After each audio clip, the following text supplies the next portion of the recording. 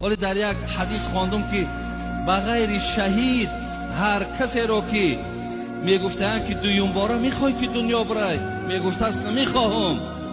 میگفتن برای چی نمیخوایی؟ میگفت است اگر 100 سال که معیشت کنیم سکرات مرگ دهان ما را تلخ کردگیه. یعنی آن مشکلاتی را که ما در حالت مرگ کشیدگیم هیچ وقت بازگشتی به سوی دنیا دیگر نمیخواهیم. ولی حضرت مولوی خدا رحمت کند جنونی را میگه همه لذات این فانی به می خوردن نمی ارزد.